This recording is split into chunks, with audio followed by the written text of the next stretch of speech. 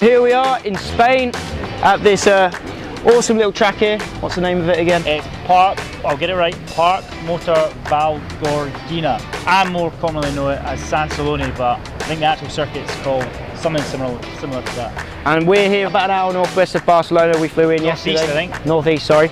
Yeah, we're testing the Yamaha range, as you can see, but mainly it's all about this bad boy here, the all new 250F. Yeah, brand new YZ250F.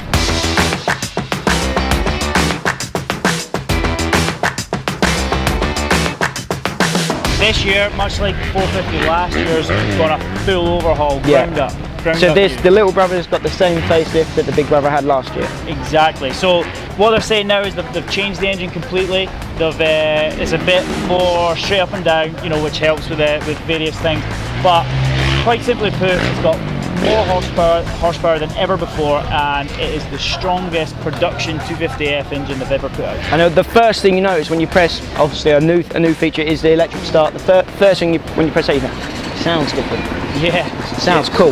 What a sweet touch the electric start is. And like I said to you, I think the first time when we rode it, one of the coolest things about this bike is the way it sounds. It just sounds like it's meant to go fast. It's mean, isn't it? It's mean, kind of aggressive, kind of beastly. Love it, and the top end note, it's unlike anything else. And it's obviously just the way the airflow comes through and the way it's built, but it is literally so cool that you puts a smile on your face. You could rev it and just be happy all day.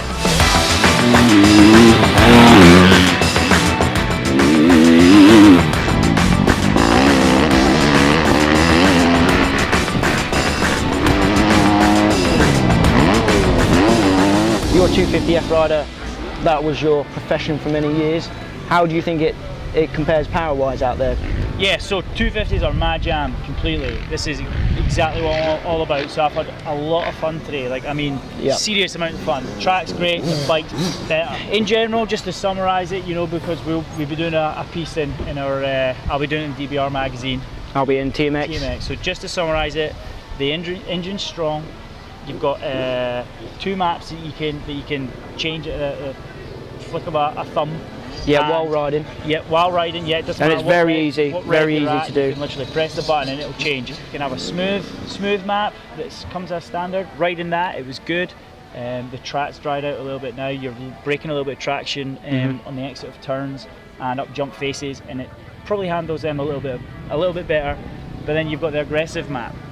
Personally, I really like the aggressive map, but for me, the smoother map is much better. Right. Okay. So for the harder hitting guy, you have to be careful with it because it can break traction. You know, when you hit that slick spot. So, but they are customizable. So it's not like that's what you've got and that's what you're stuck with. As long as this touch button here, you've also got a very cool feature. It's the power tuning app. So you can download an app on your iPhone, and you can get in there and Yamaha 3 already on the app. 3, so they've got one I think for a loamier circuit, so sand. They've got a hard hitting one and they've got a smoother one. And then if you're one of these people that want to customize further, or you know someone that knows their stuff and they can do that, you can then go in the app and you can create your own mapping settings. You can really experiment with it and get down to nitty gritty with the map stuff, and you really make a map for each track you go to, or that's right. There's a lot of stuff you can do with it. They're fully customizable. So, and they're all at the touch of this button. Like you said, you can either get someone to do it for you, maybe perhaps buy a map from someone, or you can totally have a go yourself. If you do have a go yourself, there's no way you can get it too wrong. They've set limits to it, so you can't It might go not ridiculous. Run great. The bike, you might go too much one way or other, but you'll never break it. They put a top end on it that you can't go too far. You can't make it too lean to the point it'll potentially explode. You know, you can't do anything like that. So it is pretty safe, but it is fully adjustable, and you can literally have a go from your iPhone and then share your maps. Like the future is now. That's pretty sci-fi, that is, isn't it? That's cool. Pretty much every time I've came off the track today, I've grabbed my iPhone. So imagine you could grab it and tune your bike at the same time.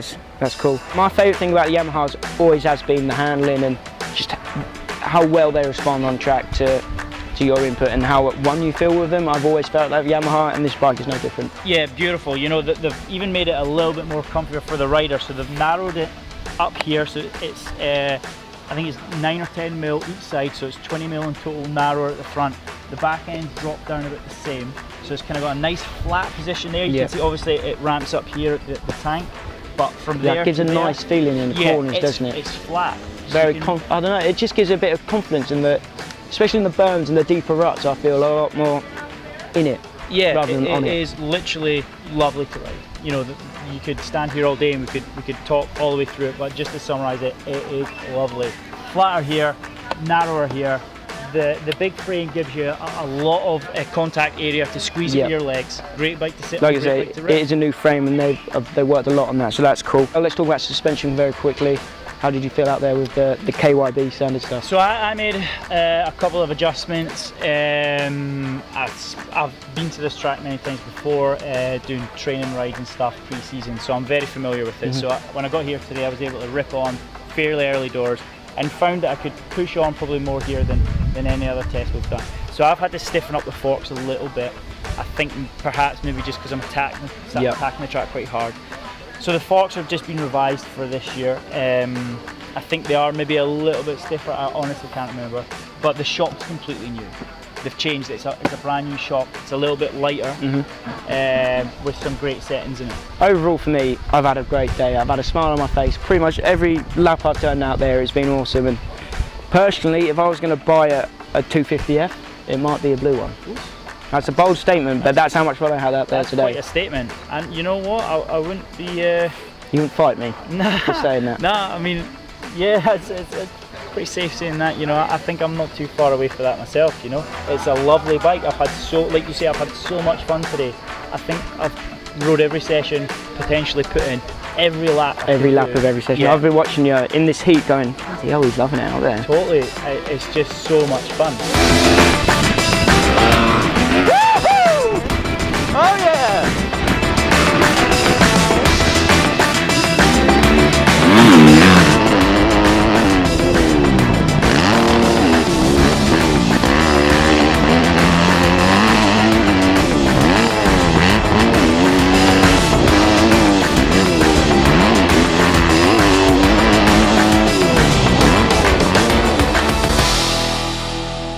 Roundup of the day.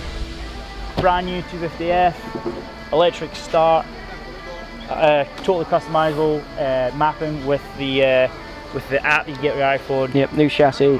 Great bike, loads of power, and yeah, a lot of fun to be had in this little girl. Yeah, so check out Bry's full in-depth review in Dirt Bike Rider coming out next month. Yeah, I believe. Month, yep. I'll have one in TMX, Charles Motocross News, next week, I reckon. So check those out and don't forget to like, share and subscribe and all that jazz. And we'll see you next time. Cheers. Cheers.